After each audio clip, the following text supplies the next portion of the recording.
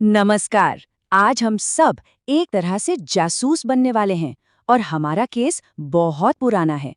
हम मिलकर ये पता लगाएंगे कि आखिर हमें ये कैसे मालूम होता है कि हजारों साल पहले क्या हुआ था। तो ये पूरी कहानी शुरू होती है एक बहुत ही सीधे लेकिन उतने ही गहरे सवाल से।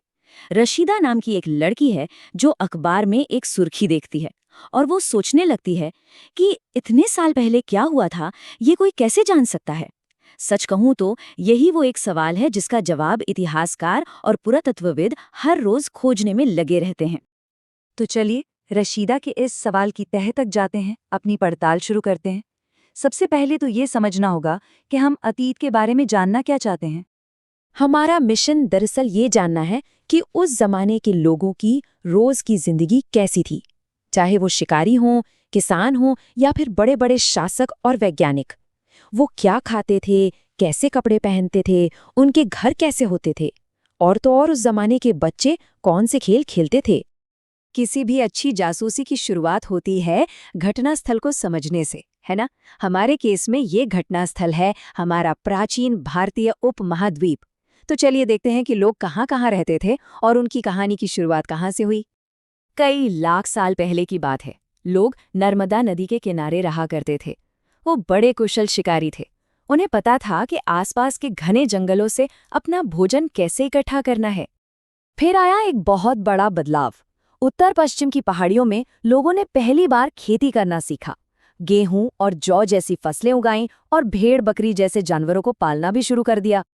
और खेती की ये जो क्रांति थी, ये धीरे धीरे फैलने लगी। दूसरे इलाकों में भी लोगों ने फसलें उगाना शुरू कर दिया। और सबसे खास बात, इसी दौर में विंध्य के उत्तर में पहली बार चावल उगाया गया था। तो इस तरह हजारों सालों के सफर में ये छोटी छोटी बस्तियां बड़े बड़े शहरों में बदल गईं। पहले सिंधु नदी के किनारे शहर बसे, फिर गंगा नदी के किनारे, और देखते ही देखते शक्तिशाली राज्य भी बन गए। अच्छा, तो हमने घटना स्थल तो देख लिया, लेकिन अब सवाल ये है कि इन जगहों के बारे में हमें सुराग कहाँ से मिलते हैं। तो चलिए अब मिलते हैं अतीत के असली जासूसों से और देखते हैं कि उनके पास कौन कौन से औजार हैं। ये जासूस हैं इतिहासकार और पुरातत्वविद, यानी आर्कियोलॉजिस्ट्स। ये लोग स्रोतों का इस्तेमाल करते हैं। स्रोत यानी वो सबूत और सुराग जो अतीत अपने पीछे छोड़ गया है, और इन्हीं की मदद से ये कहानी को जोड़ते हैं। ये जासूस जो हैं वो मुख्य तौर पर 3 तरह के सबूतों पर भरोसा करते हैं। एक हैं पांडुलिपियां, दूसरे हैं अभिलेख और तीसरा है पुरातत्व से मिली चीजें। तो पहला सुराग है पांडुलिपियां। ये एक तरह से उस जमाने की हाथ से लिखी हुई किताबें थीं। इन्हें ताड़ के पत्तों पर या फिर हिमालय में उगने वाले भूर्ज नाम के पेड़ की छाल पर लिखा जाता था। इनमें धर्म, दवाइयाँ, राजाओं की कहानियाँ सब कुछ मिलता है। अब क्योंकि ये बहुत मजबूत चीज़ों पर लिखे जाते थे, इसलिए ये आज तक बचे हुए हैं। इनमें हमें अक्सर राजाओं के आदेश, उनकी लड़ाइयों में मिली जीत, इन सब का ब्यौरा मिलता है। अब देखिए, यहाँ एक बहुत ही मज़ेदार बात है। किस चीज़ पर लिखा गया है, इसी बात ने तय कर दिया कि वो जानकारी हम तक पहुँचेगी या नहीं। पांडुलिपियाँ तो नाजुक थीं, कीड़े खा गए या वो गल गई। लेकिन जो बातें पत्थर पर खोद कर लिखी गईं, वो हजारों साल बाद भी वैसी की वैसी ही है। और पुरातत्वविद तो जमीन के नीचे दबे हुए खजानों को खोज निकालते हैं। पुरानी इमारतों के टुकड़े, उस जमाने के औजार, हथियार, मिट्टी के बर्तन, सिक्के, यहाँ तक के जानवरों की हड्डियां भी। ये सब हमें बताते हैं कि लोग कैसे रहते थे, क्या इस्तेमाल करते थे और क्या खाते थे। तो अब हमारे पास कई तरह के सुराग हैं, लेकिन यहाँ एक जरूरी बात समझनी होगी। ये सारे सुराग मिलकर हमेशा एक ही कहानी नहीं सुनाते। अतीत इस बात पर भी निर्भर करता है कि हम किसकी कहानी सुन रहे हैं।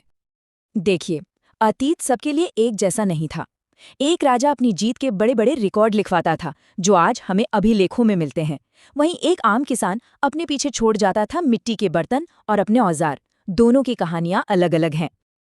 अब जब हमारे पास सुराग आ गए हैं और हमें ये भी पता है कि अलग अलग कहानियां हो सकती हैं, तो एक जासूस का अगला काम क्या होता है?